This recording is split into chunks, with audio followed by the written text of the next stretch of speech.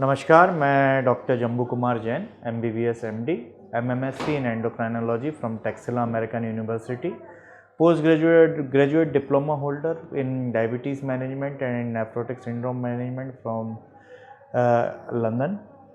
आज हम डिस्कस करने जा रहे हैं प्री डायबिटीज़ क्या होता है। पहले मैं आपको बता देता हूँ, प्री डायबिटीज़ एक जो टर्मिनोलॉजी है बेसिकली नंबरिंग का खेल है।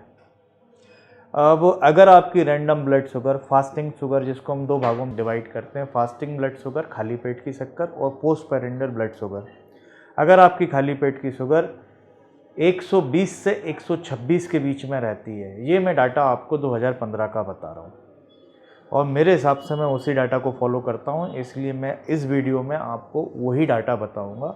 और ये डाटा हम उस लेवल पे, हम लैब की रिपोर्ट्स पे नहीं, हम जो ग्लूकोमीटर से शुगर नापते हैं उस रिपोर्ट पे, क्योंकि वो जनरली ग्लूकोमीटर की आपकी 10 से 15 मिलीग्राम डेसीलीटर ऊपर आती है जब हम लैब की रिपोर्ट से करते हैं, क्योंकि वो आर्टीरियल ब्लड होता है या वीनस ब्लड रहता है, ये हमारा कैपिलरी का ब्लड रहता है। तो कैपिलरी के ब्लड हमेशा शुगर जो रहती है वो 10 से 20 ऊपर आती है।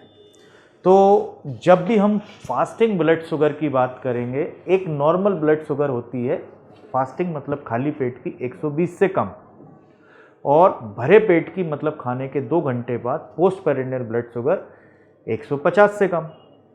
अगर आपकी फास्टिंग 120 से 126 के बीच में आ रही है तो हम इसको प्री डायबिटिक स्टेट बोलते हैं।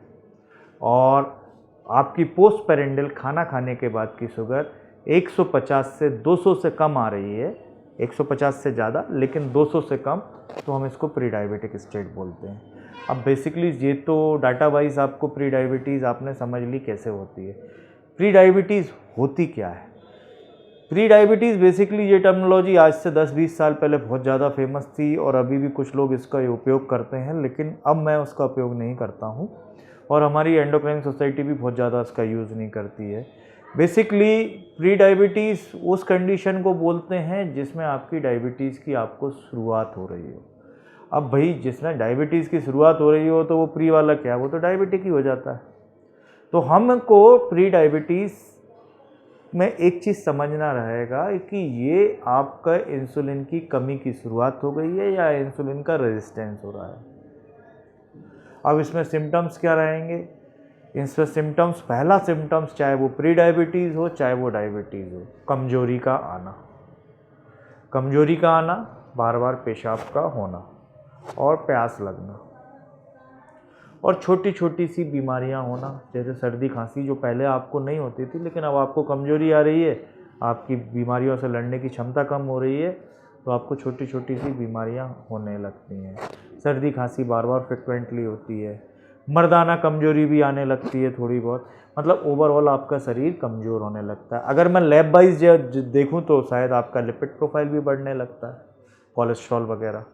तो प्री डायबिटिक स्टेट में शरीर में कमजोरी का आना, कोलेस्ट्रॉल का भी शायद बढ़ना, बार बार बीमारियों का होना, बीमारियों से लड़ने की क्षमता कम होना, पेशाब का बार बार होना और प्यास का लगना।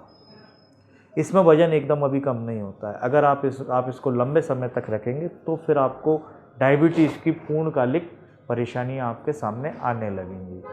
तो अगर आप प्री डायबिटिक स्टेट में हैं और अगर आपको ये सारी चीज़ें आपके अंदर सिम्टम्स आने लगे हैं, आपका जो ग्लूकोज का लेवल है वो अगर इस रेंज में आ रहा है तो सावधान हो जाइए।